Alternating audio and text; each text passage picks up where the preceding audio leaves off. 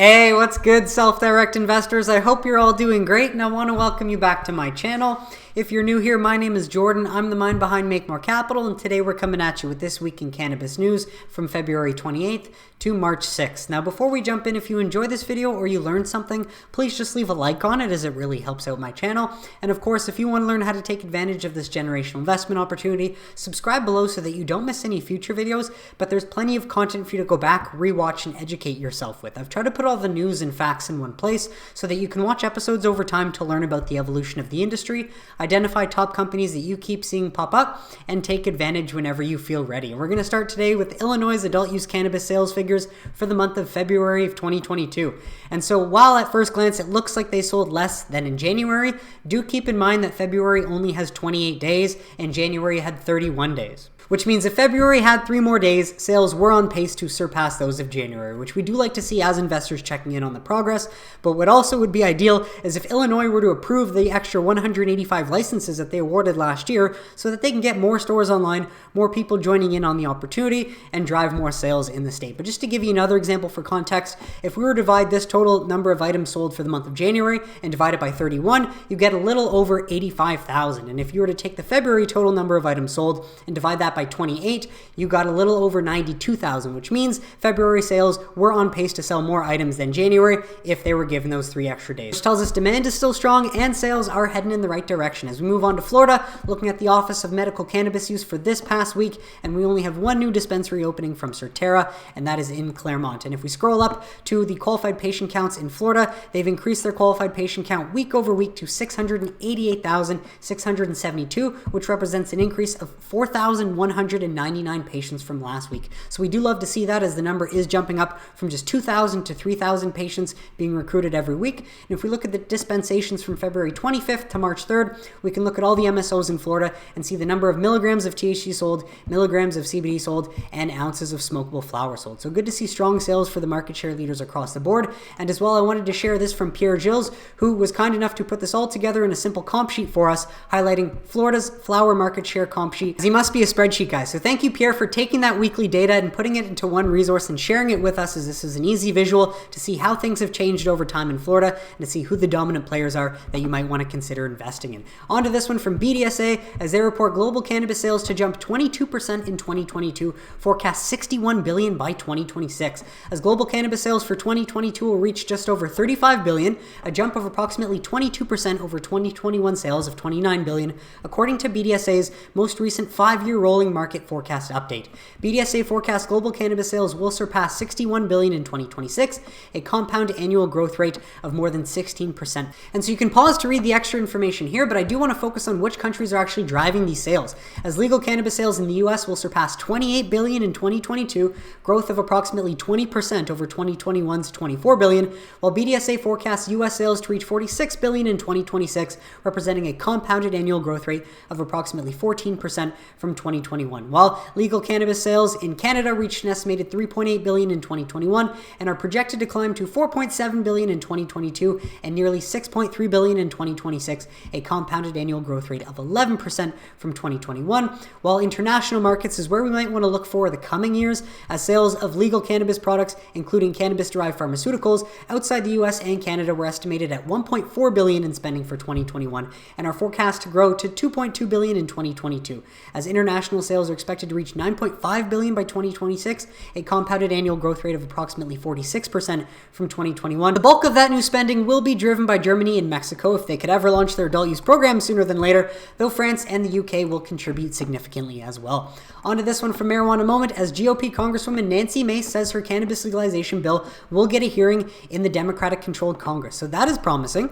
As advocates push for congressional action on Democratic-led cannabis legalization bills in the House and Senate, a Republican Congresswoman who's championing an alternative reform measure says she has received assurances that there will be a hearing on her proposal, even as a minority member of the chamber. And she also said that recently internal polling she's done for her re-election campaign in South Carolina shows voters in her district are on her side when it comes to cannabis, even as her primary election challenger and her own state party attacks her reform efforts. And she adds, "Personally, I want to respect the process, and more is going to come up again, and let Democrats do the MORE Act. It'll die in the Senate," she said. "And so when that's done, we will do our hearing, and there was nothing done in exchange for it. I just made the ask, and we're making it happen." And the Congresswoman didn't say when exactly she expects the hearing on her proposal, but it appears she expects it to happen sometime after a possible House vote floor on the MORE Act, as drug policy and civil rights groups sent a letter this week urging House leaders to schedule that vote to happen sometime this month. Meanwhile, Mace also said she's been talking to senators about having a companion bill to her legislation filed in the other chamber. So good to at least see bipartisan progress being made, and that we might actually get to see the States Reform Act get a little bit of light in this Congress. Well, onto this one from Jeff Schultz. Just wanted to share this as him watching POTUS talk about the opioid crisis, harm reduction, mental health, supporting our veterans, and supporting cancer patients in that order as your domestic priorities without mentioning cannabis, which makes no sense, and you're certainly not alone in thinking that, Jeff, and it is concerning to consider how out of touch with reality Biden and many of the lawmakers might still be. Or was he indirectly previewing his support for legalization as part of this bipartisan agenda, knowing Senator Schumer, the Senate Majority Leader of his own party, is 6 weeks away from introducing the CAOA?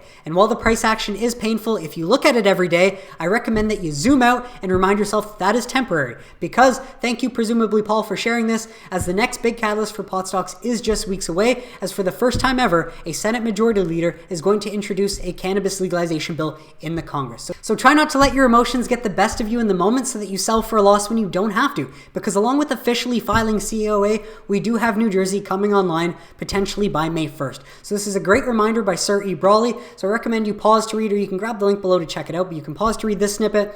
And then you can also pause to read this snippet, but a very good timely reminder. So thank you, Paul, for sharing this. And just a reminder that ridiculous times just require patience. And this is just a prime example of how ridiculous we've gotten to and why I do think we'll come out on the other side soon enough, as the following media includes potentially sensitive content. Oh yeah? How? Right? How?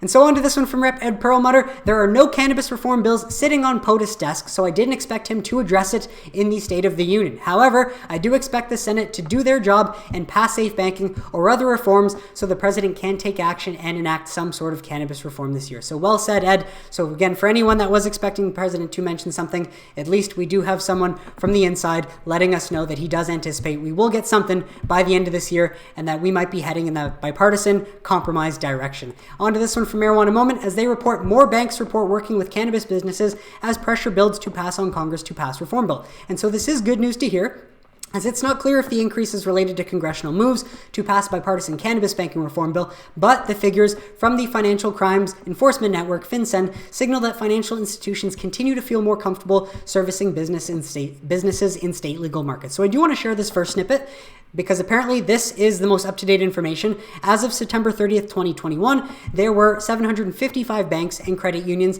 that had filed requisite reports saying they were actively serving cannabis clients. That's up from 706 in the previous quarter and from the previous peak of 747 in late 19, which led into the March 2020 lows and then the eventual cannabis bull run. So this seems to be the most up-to-date info we have, but then this article also shares this, so I'm not exactly sure which is true, but they basically say the same thing with just different results.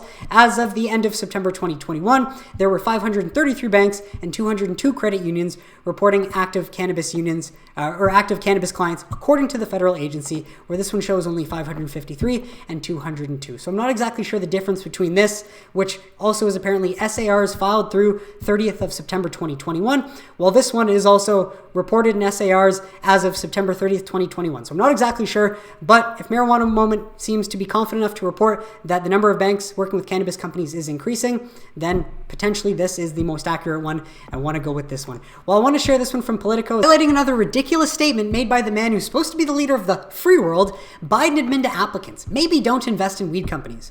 Maybe you should change your outdated laws that no longer serve the majority of Americans and do what 90% of Americans want you to do, the right thing. But do note here, folks, the new policy underscores how the business of weed, ever more legitimized, is forcing adjustments by the Fed. So keep in mind, this is a good thing, as apparently smoking weed may no longer be the only potential impediment to getting a job with security clearance in the Biden administration. Investing in cannabis companies could now trip up applicants too.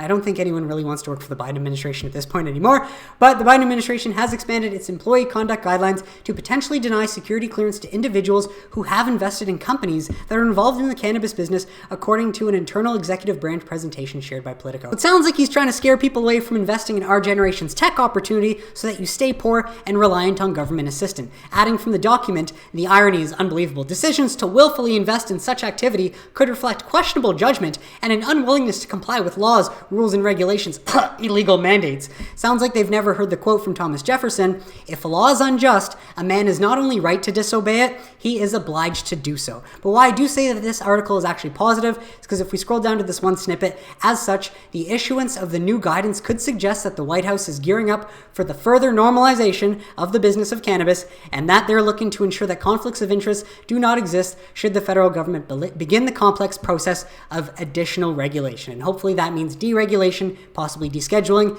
and eventually ending cannabis prohibition sooner than later. On to some state news from NORML. As New Mexico adult use cannabis sales on track for April 1st launch, as New Mexicans aged 21 and older will be able to begin making retail purchases of cannabis and cannabis-infused products on April 1, according to an update issued by state regulators. And just to give some context, as the progress is in contrast to the delayed rollouts that several other states are currently experiencing. For example, adult use sales in New York are not expected to begin until 2023. How unfortunate. And in Virginia, the timeline for the launch of retail sales is in limbo after lawmakers failed to agree this week on legislation to regulate the adult use market. And a robust above-ground retail market is necessary in order to disrupt the unregulated marketplace and to assure that consumers have adequate access to lab-tested high-quality products at competitive prices, NORML's Deputy Director Paul Armentano said. And that is very true, and that is why states take initiative and want to launch adult use programs as they get with the times, leaving most of the black market issues in the past. Well, news out of Texas as Beto O'Rourke promises cannabis legalization after winning the governor nomination. Now, keep in mind, he's not one governor. This is just the nomination, so he'll still have to take on incumbent Greg Abbott in the fall, but O'Rourke says we can get this done. So keep in mind, this is great awareness for the cannabis plant, as Texas is a state of 29 million people, and one of the two candidates for governor will be running on legalization. So hopefully this awareness will help sway some voters to be more friendly towards ending cannabis prohibition in Texas. While this out of marijuana moment, a strong majority of Wisconsin voters, included Republicans, back cannabis legalization, a new poll finds. It's a strong majority of Wisconsin voters support legalizing cannabis, according to a new poll. And that includes a majority of Republican voters who say now cannabis prohibition should end, even as GOP leaders have proactively blocked the reform in the legislature. And the survey from Marquette Law School that was released on Wednesday found that support for cannabis reform continues to grow in the state, with 61% of voters saying they favor legalization, compared to 31% who oppose the policy change. So great to see support increasing in Wisconsin. Well, we've got some news out of Missouri as Missouri lawmakers demand Biden act on cannabis and address the racist double standard that kept Sha'Carri Richardson from the Olympics. Missouri is putting in work as a pair of Missouri lawmakers on Tuesday filed resolutions urging President Joe Biden to end cannabis criminalization, provide executive relief to those caught up in the drug war, and condemn what some view as racial disparities on how athletic organizations apply drug testing standards. As Missouri has become a hotbed for cannabis policy reform efforts in recent weeks, with lawmakers introducing proposals to legalize cannabis at the state level, while activists continue to work to put the reform on the state's 2022 ballot. While as the broader policy proposals move through the process, Rep. Dottie Bailey has put forward a resolution that condemns the decision by International Sports Association to ban U.S. sprinter Sha'Carri Richardson from participating in last year's Olympics after testing positive for cannabis, while this year allowing a Russian skater to compete despite testing positive for banned performance-enhancing drug. And regardless of what your views are, that is blatant racism. And those at the top of the World Doping Agency who made the call to allow the skater to skate but to ban Sha'Carri Richardson, they should be held accountable and they should lose their jobs. This is how we account for that, and this is how we bring justice to this situation. As Richardson herself said, she felt the decision-making in the separate case spoke to a racial double standard. And Bailey's resolution agreed that this double standard is indicative of extreme anti-American and racial bias. The measure calls on Biden to end the domestic prohibition against cannabis, support our American athletes, and condemn the racist double standard that kept an American Olympic qualifier from competing for cannabis use. And it further calls on the House clerk to prepare the resolution to be sent to the president and congressional leaders upon passage. And while I don't know anything about the process of filing a resolution and if it'll do anything, you do love to see individuals taking action because they can and trying to hold the individuals accountable that have helped keep the racist double standards alive still to this day. While apparently a WNBA All-Star Brittany Griner was arrested in Russia on drug charges. And while this is very unfortunate, I don't understand why you would bring a vape cartridge into Russia, because obviously that wouldn't fly there. But thank you, Todd, for sharing this, as this is potentially a good starting point for Biden to acknowledge the outdated drug laws and to honor his campaign promise to decriminalize cannabis and release nonviolent U.S. cannabis prisoners. And while I don't think he can really do much because this happened in Russia and this is not in the U.S., he can potentially start negotiations to bring her back and use this as a starting point for potentially reforming the global cannabis laws, and also for, reforming the laws within his own country, as he promised the Americans that he would do if he were elected president.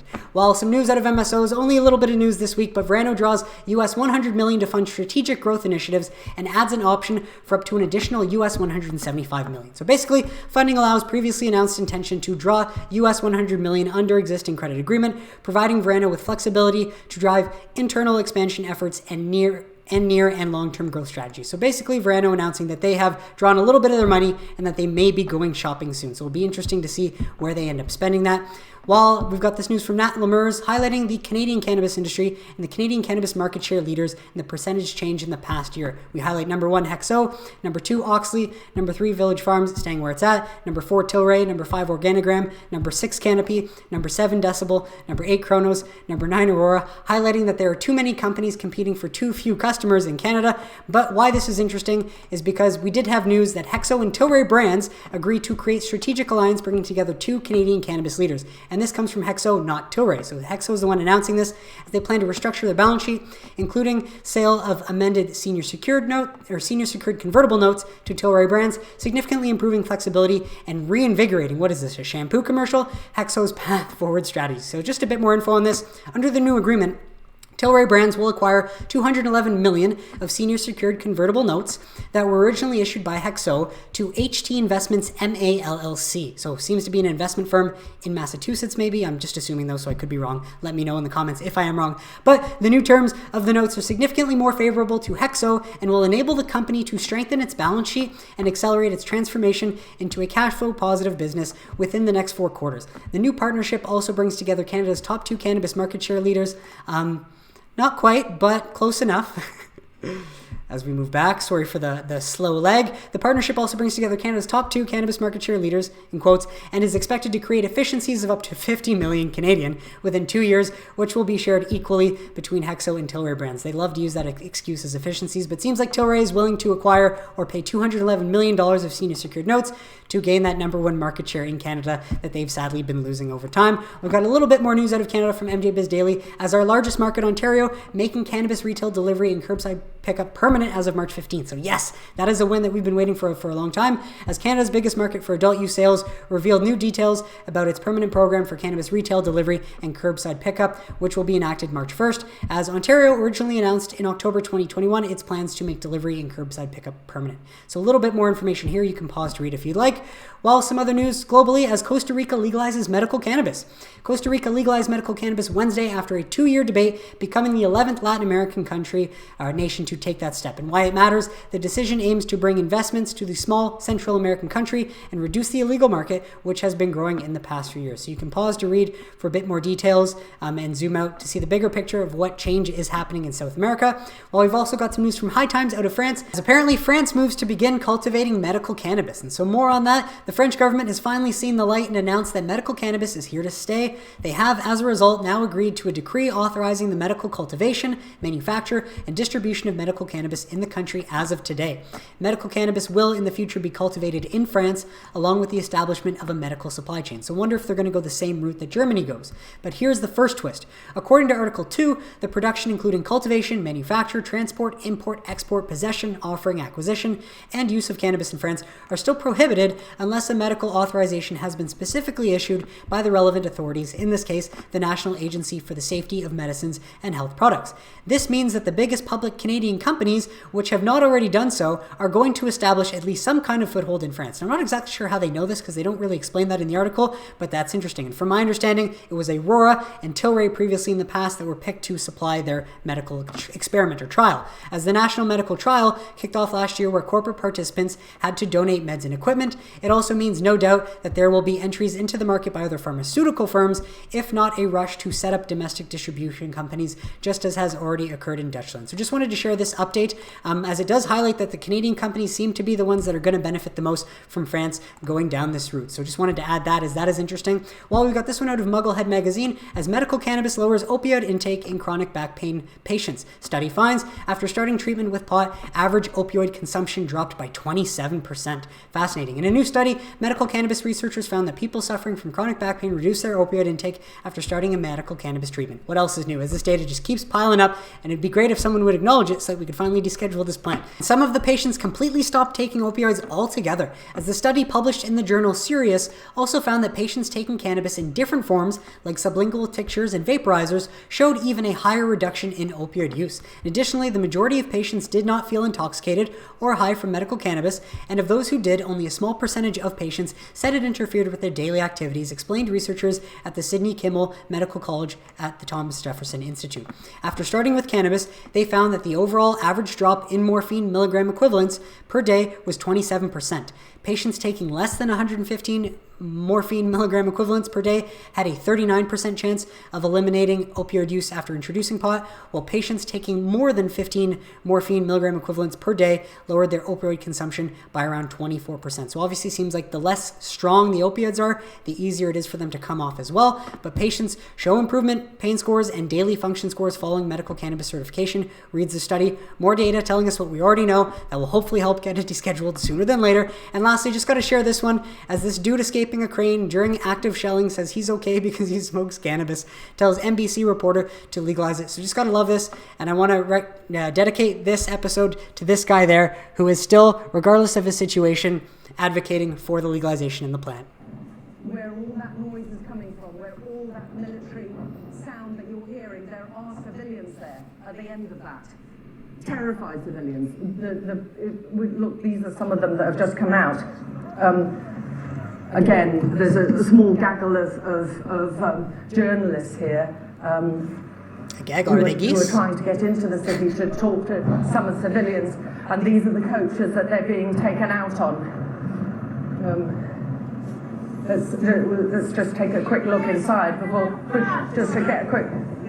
Does anyone speak English here? Yeah. Hi, what was it like in there? You've just come from Irpin or somewhere else? We were on the circle, like, you know, when you're... It's okay, don't worry. Okay, they're very stressed. Tell me quickly, are you all right? I'm alright. And how many people are trapped in there? It's legalized. 420. American? British. How many more? Legalized in Great Britain. Pardon? Is cannabis legalized in... I don't know whether cannabis is licensed. I'm glad that's all you're thinking about. How many civilians are still there, do you think? I think not many, those who can't, like, you know, defend themselves. Right, but there are still substantial civilians there. Yeah. Look, you can see they're in trouble. Yeah, man, and maybe you'd help more get in there if you would just get out of the way. But that is it for today's episode, folks. I want to thank you so much for tuning in, and I really hope you got some value out of it. What did you think of the stories mentioned? Let me know in the comments if you have any questions or suggestions, and I'd be happy to address them. But besides that, if you enjoyed this video, please leave a like on it, subscribe below if you don't want to miss any future videos, and I will catch you on Wednesday for a midweek update. Have a great week, everybody.